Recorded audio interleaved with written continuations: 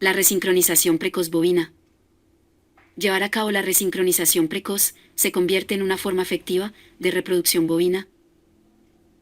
La necesidad de inseminar un mayor número de hembras en un periodo de tiempo corto involucra la necesidad de llevar a cabo protocolos que permitan sincronizar el retorno al estro de los vientres de las hembras que resultarán vacíos a la inseminación artificial a tiempo fijo.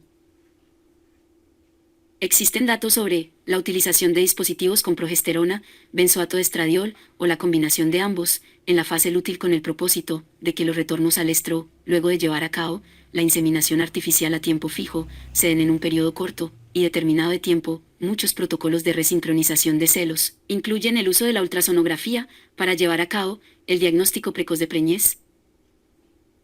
Con la aplicación de estos programas, se puede lograr un porcentaje de preñez de aproximadamente el 75% en el hato, con la mínima utilización de personal y lo mejor en menos tiempo destinado a esta labor. Para llevar a cabo la resincronización, se realiza un protocolo de inseminación artificial a tiempo fijo, en el cual se sincronizan las hembras. Se ejecuta un protocolo básico, que está integrado por 3 manejos, que van desde el día 0. El día 0, se lleva a cabo la selección de vientres, mediante palpación rectal y con el apoyo de ultrasonografía con ecógrafo. Posteriormente, a los 10 días, se lleva a cabo la inseminación. En el momento de realizar la selección de los vientres, las hembras deben estar en la mejor condición corporal, lo que se ve reflejado en el estado nutricional de las hembras. Este factor es fundamental para dar inicio a un proceso reproductivo exitoso. Cuando las hembras presentan buena condición reproductiva, pero se tienen registros que vienen de una lactancia exigente de un ternero, es vital suministrar una mezcla de vitaminas A, D y E que les sirve de suplemento. Un factor a tomar en cuenta, en momento de realizar la sincronización, es la carga parasitaria, debido a que afecta e interfiere de forma directa en la respuesta reproductiva hormonal.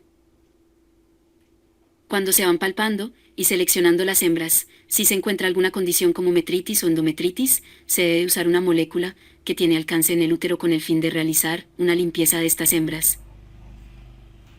Después de llevar a cabo el proceso de selección, se deja a las hembras con el implante del dispositivo durante un lapso de 8 días. Posteriormente se realiza el retiro de los dispositivos y se realiza la aplicación de 3 hormonas. A partir de esta acción, se deben de contar 48 horas para llevar a cabo la inseminación, que sería exactamente el día 10.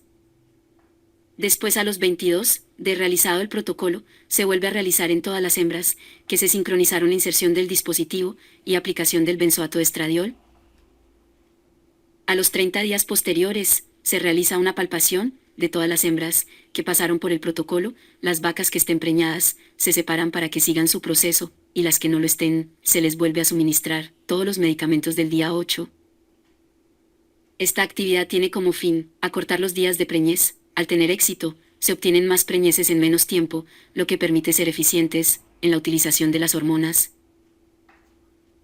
Podemos concluir que la resincronización de ovulaciones, con la detección precoz de las hembras vacíos, permite al productor ganadero realizar la inseminación sistemática de las hembras vacías sin la necesidad de detectar celos en los retornos y poder lograr tasas de fertilidad del 55 al 75% en 2 rondas de inseminaciones. En otras palabras, la implementación de la resincronización se puede lograr la reducción de días abiertos y un aumento en las preñeces.